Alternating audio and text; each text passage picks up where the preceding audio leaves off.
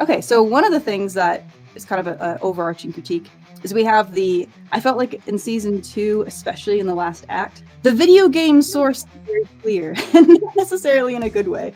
I mean, it's in good and bad ways, but it's like, I felt like, especially in the final act, they spent a lot of time making these characters cool, but it was like mostly visual flourishes, rather than being like emotionally earned, like driven by character change. Like there was some element of that, but like especially Mel. Mel was one that really bothered me a lot. Like her, she had a really interesting transformation. It was, visually beautiful. Same thing with Victor. Like it was like it was a really cool like transformation they went through. But there wasn't, especially with Mel, there wasn't very much like emotional / character driven motivation behind that change. And it sounds like a lot of people so I said we're with you on Mel. So we were with you on Mel. Yeah. And so on that topic of like, video game characters being cool and it not being earned, I have one exception to that, and that is Mbessa. So she remained genuinely cool throughout the season, and it's because her coolness comes from who she is, not from like whatever physical power, magic ability she has. Like I think about that moment. This is in Act 2 where what's his name? The dad that turned into a monster. I forget what it's called, Warwick, whatever. When that monster is coming to the prison, and you see that like that cart that's coming, and it's like all broken, and she turns and she's like, and we don't see the fight. Well, we just see her, take out her weapon and like stand there ready. That was a moment where it's just like, she's so cool. But why is she cool? It's not just because she's competent. It's also because she's, she has all these interesting character traits. She's stoic. She's self-confident. She's determined, self-controlled, and competent, and all that together, like that drives so much of her behavior. But she was also kind of delightfully villainous when she was introduced. She had her like local cuisine boy toy. Yes. When she had that interaction with Jay, she was in the tub and her knees were wide apart. She gets that because they actually say nudity is a power move. So her getting out of that tub and walking up, it's a power move. So it's a she made him uncomfortable while she's completely unbothered. Yeah. And so she was delightfully villainous, and you're like, oh, this chick is like playing all these power moves. I liked her immediately, and I thought she was such a great power character, and I felt she was okay in season 2. She had her moments for sure, but man, did not stick the landing with her. Unfortunately, she started strong in Act 1. It seemed like a lot of us were, and myself included, were like, oh, they're setting her up really well to be a villain. Yeah. Hey, Charlie. Yeah. So the Tedder Pig for $5 says Arcane was treated as its Never mind. Go ahead. Arcane was treated as its own self-contained entity in season 1. They should have stayed with that for season 2. That's why it was the best video game adaptation. Yeah, I think people could love both together and both independently with that structure.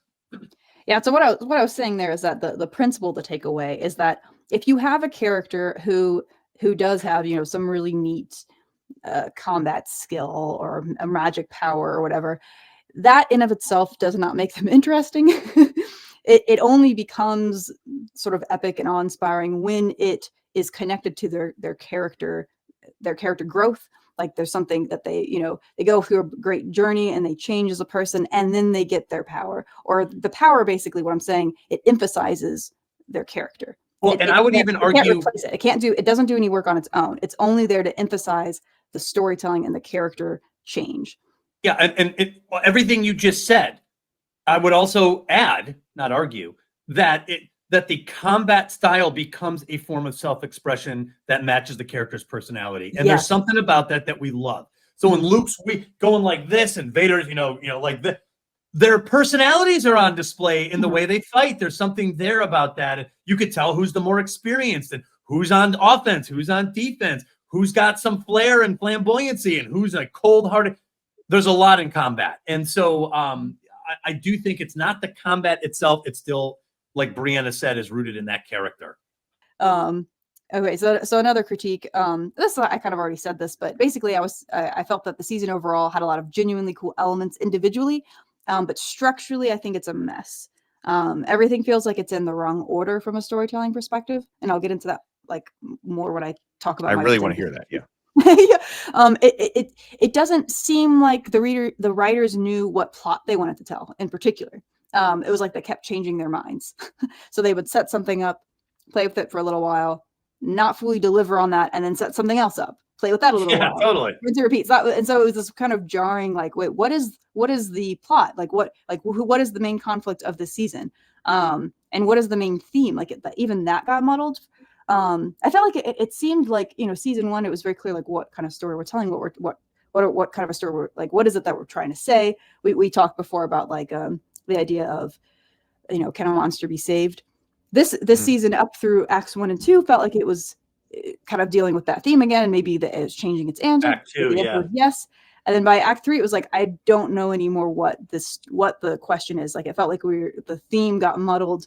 And so it was just kind of like not a cohesive story. It's kind of like multiple stories. Specifically, all of the new elements should have been set up in the first act. Ideally in the first episode. Absolutely. Yes. If you're going to be introducing new, like, if you are taking the position that a season is a story, which I would say that's going to vary depending on the particular TV show. So, I mean, I think, but okay, but let's say you were writing it so that each season is its own story. Then one of the things that I've come back to that I still feels really right is that don't add more things after 50% of the way through. So absolutely not. So if season 2 is its own story, then you're right. Yeah, you need to be setting it up in act 1. 100%. Don't be adding new stuff in act 3 that's going to be relevant to the resolution of the plot. And that's evidence of bad writing or studio interference leading to bad writing. But at the end, it's bad writing. Yeah, and it's on a high level, right? So it's a structural, like this. They needed to spend more time, like I've said before, in that stage. What order do these things happen? Like, it was like that. It felt like that part got rushed for some reason. All right, we need to write these scripts. It could have been like one of those sorts of situations. It's like, no, we need to spend more time getting the story right. So we're primed for this big conflict between Zahn and Piltover, right? Like, that's what we felt like was going to be the main conflict. That was the leave of season 1. Yep. But we dealt with that for a little bit. But then the climactic sequence is a completely different conflict. Like, I'm not the first person to say this on the internet, but that's just a fundamental, like, you become not as emotionally invested because you've been primed to care about this particular conflict. And then we just kind of, now we're on this conflict. It's like, I wanted to know about this conflict. Like, I've been spending my time with this. Like, just kind of, that was when I recognized I was emotionally disconnected, was when I was like, the plot has changed. Absolutely. So my final thing to say, just on my topic of general critiques, I remembered, I had forgotten about this, but I remembered it while I was watching act 3, the final act of the show. That when I was watching season 1, I had gotten a little bit like worried that it had too many elements, too many characters. I was like, how are they going to be able to like tell a cohesive story with all of these things? And eventually I was like, they gained my trust, and it was fine. And it seemed like they were handling it well. Unfortunately, I think ultimately it is true that they had too many elements, too many characters, at least for 2 seasons. If they were going to do this as a 2-story season, I think they should have cut down on characters and plot elements. Or if they wanted to tell a story that had all of these things, they needed to extend it. I mean, that's kind of what a lot of people feel. Some people have suggested they should have added, like they should have just made season 2 longer. I really think it should have been 2 seasons from a structural perspective. But I mean, total of 3. I'm saying season 2 should have been 2 seasons. But either way, it's just they just didn't have enough time to follow through on everything that they set up.